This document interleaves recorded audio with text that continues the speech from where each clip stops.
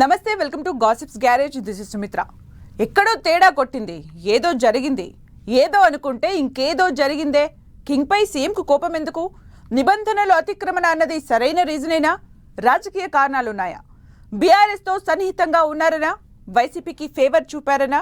చట్టం తన పని తాను చేసుకుపోయిందా? ఎన్ కన్వెన్షన్ కూల్చివేత వెనక అసలు కథ ఏంటి?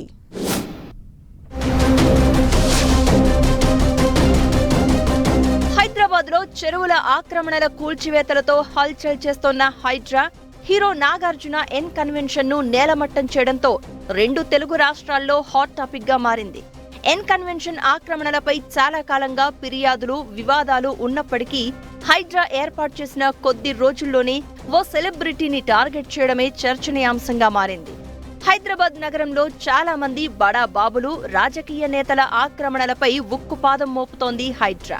సుమారు నెల రోజులుగా 18 ప్రాంతాల్లో ఆక్రమణలను గుర్తించి 44 ఎకరాలకు విముక్తి కల్పించింది. ఇదంతా చట్ట పరిధిలో జరిగిందా లేదా అనే అంశంపైన, ఇందులో రాజకీయ కోణం పైన ఎవరికి తోచిన విధంగా వారు చర్చిస్తున్నారు. అయితే హీరో నాగార్జున ఎన్ కన్వెన్షన్ లో ఆక్రమణల తొలగింపులో ఖచ్చితంగా రాజకీయ కోణం ఉందనే టాక్ వినిపిస్తోంది. ఎన్ కన్వెన్షన్ లో ఆక్రమణలు ఉన్నాయని 2014లోనే గుర్తించింది అప్పటి ప్రభుత్వం. కానీ తన పలుకుబడి వల్లో, న్యాయ పోరాటం వల్లో ప్రభుత్వం ఎలాంటి చర్యలు తీసుకోకుండా ఆపగలిగారు నాగార్జున. ఇదే సమయంలో అప్పట్నుంచి నాగార్జునకు గత ప్రభుత్వంలో పెద్దలకు సత్సంబంధాలు ఏర్పడ్డాయంటారు.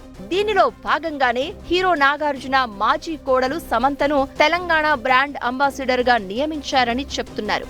ఇక ఇదే సమయంలో బీఆర్ఎస్ తో సన్నిహితంగా మెలగడం వల్లే ఎన్ కన్వెన్షన్ ఆక్రమణలను తొలగించడం లేదని టీడీపీ ఎమ్మెల్యేగా అప్పట్లో విమర్శలు గుప్పించారు సీఎం రేవంత్ రెడ్డి.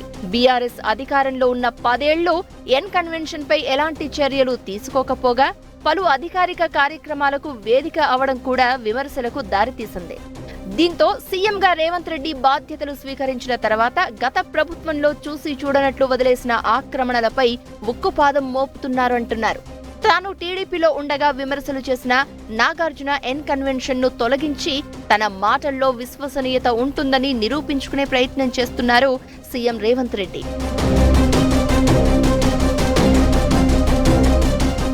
ఇక సినీ పరిశ్రమలో మిగతా నటులు, ఇతర పెద్దల మాదిరిగా కాకుండా నాగార్జున రాజకీయాల్లో పెద్దగా యాక్టివ్ గా ఉండరు. కానీ ఎప్పుడూ ఆయన రాజకీయ లింకులపై ఏదో ఒక గాసిప్ వినిపిస్తూనే ఉంటుంది.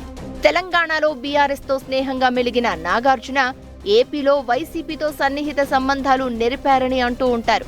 గత ఎన్నికల ముందు వైసీపీ నుంచి విజయవాడ ఎంపీగా పోటీ చేయాలని నాగార్జునకు ఆఫర్ వచ్చిందనే ప్రచారం జరిగింది. అయితే తనకు రాజకీయాలపై ఆసక్తి లేదని, ఎంపీగా పోటీ చేసే ఉద్దేశమేమీ లేదని అప్పట్లోనే తేల్చి చెప్పారు నాగార్జున. అయితే వైసీపీతో నాగార్జునకు ఉన్న ఈ అనుబంధం మాత్రం కాంగ్రెస్ పెద్దలకు నచ్చలేదని చెప్తున్నారు. ఉమ్మడి రాష్ట్రంలో మాజీ సీఎం రాజశేఖర రెడ్డితో స్నేహంగా మెలిగిన నాగార్జున తెలంగాణ విభజన తర్వాత ఇక్కడి నేతలను పట్టించుకోలేదని కొందరు ఆగ్రహంగా ఉన్నారంటున్నారు. అందుకే మంత్రి కోమటిరెడ్డి సైతం ఎన్ కన్వెన్షన్ ఆక్రమణలపై ప్రత్యేకంగా ఫిర్యాదు చేశారు అంటున్నారు. ఈ కారణాలతోనే ఎన్ కన్వెన్షన్ పై హైడ్రా చర్యలను ఎదుర్కోవాల్సి వచ్చిందని ఇటు టాలీవుడ్ లోనూ అటు పొలిటికల్ సర్కిల్స్ లో చర్చ కూడా జరుగుతోంది.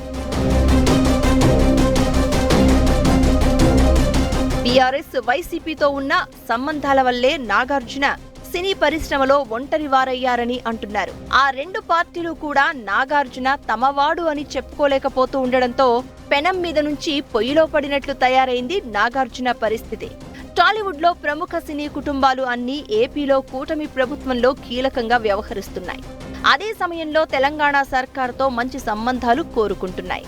మెగాస్టార్ ఫ్యామిలీ, నందమూరి, దగ్గుపాటి కుటుంబాలు ఏపీలో కూటమి ప్రభుత్వంలో కీలక భాగస్వాములు.